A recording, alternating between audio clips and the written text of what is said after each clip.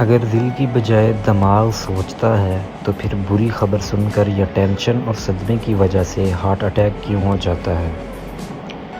دل کا کام خون سپلائی کرنا ہے۔ ہاں، اس کے علاوہ دل کچھ ہارمونز بھی خارج کرتا ہے جو دل کے کام اور خون کے بہاؤ پر اثر انداز ہوتے ہیں۔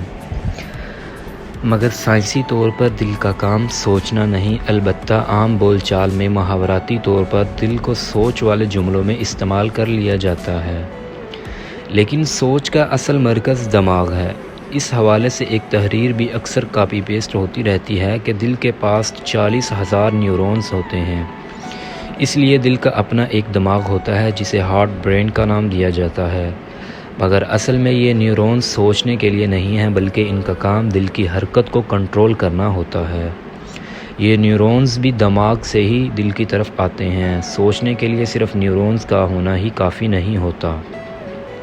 اس کے علاوہ بہت سے اعضاء ایسے ہیں جہاں دل سے کہیں زیادہ نیورونز موجود ہیں، مگر وہاں بھی ان نیورونز کا کام ان اعضاء اور دماغ کے درمیان رابطہ بنانا ہوتا ہے، نہ کہ سوچنا۔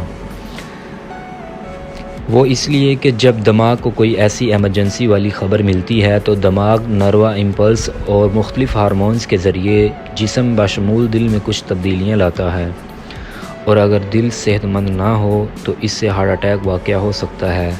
لیکن اس صورتحال میں بھی دماغ نے دل پر اثر کیا ہے، دل میں کوئی سوچ پیدا نہیں ہوتی۔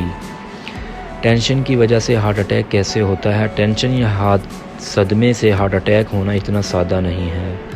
ہمارے دل سمیت ہمارے ہر زندہ خلیے کو آکسیجن اور نیوٹرینٹس کی ضرورت ہوتی ہے، اور ان چیزوں کی سپلائی کے لیے جسم کے حصوں کو خون دیا جاتا ہے۔ دل کے ٹیشوز اور خلیوں کو بھی خون کی سپلائی چاہیے ہوتی ہے، اور دل کو خون کی سپلائی کرنے کے لیے کورونری آرٹریز موجود ہوتی ہیں۔ جب ان کورونری آرٹریز میں کوئی رکاوٹ آ جاتی ہے تو دل کے ٹیشوز کو خون کی سپلائی میں کمی آ جاتی ہے، جس سے ان کی آکسیجن اور نیوٹرینٹس کی ضرورت پوری نہیں ہوتی۔ دل کے ٹیشوز کمزور ہونے لگ جاتے ہیں، جس کے نتیجے میں دل کے کام میں کمی آتی ہے، ہارٹ اٹیک واقع ہو جاتا ہے۔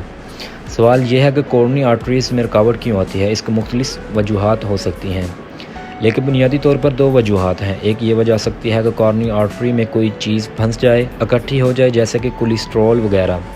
دوسری وجہ یہ سکتی ہے کہ کوئی چیز پھنسی تو نہیں، مگر خود ہی سکڑ گئی ہے، چھوٹی ہو گئی ہے۔ ہماری خون کی رگیں وقتاً فوقتاً ضرورت کے مطابق سکڑتی اور پھیلتی رہتی ہیں، مگر کسی باہر سے آئے کیمیکل کی وجہ سے غیر ضروری طور پر سکڑ جاتی ہیں۔ ان کیمیکلز میں سگریٹ نوشی اور زیادہ مقدار میں شراب نوشی سے جسم کے اندر آنے والے کیمیکل موجود ہیں۔ اب تک ہم نے دیکھا کہ ہارٹ اٹیک ہوتا کیوں ہے۔ اب پریشانی اور سٹریس کی بات کریں تو وقتی سٹریس اکیلا ہی ہارٹ اٹیک کی وجہ نہیں بنتا، یعنی کہ ایک صحت مند آدمی صرف پریشانی کی وجہ سے ہارٹ اٹیک کا شکار نہیں ہو جاتا، بلکہ اس آدمی کو پہلے سے ان مسائل کا سامنا ہوتا ہے جو ہارٹ اٹیک کا باعث بنتے ہیں، جیسا کہ کولیسٹرول زیادہ ہوتا ہے، اور کوئی بیماری جیسا کہ ذیابیطس وغیرہ ہوتی ہے، اور فیملی ہسٹری میں بھی ہارٹ اٹیک موجود ہوتا ہے۔ پھر زیادہ سٹریس، ٹینشن یا صدمے کی وجہ سے کچھ ہارمونز خارج ہوتے ہیں اور دماغ کی طرف سے بھی سگنل آتے ہیں۔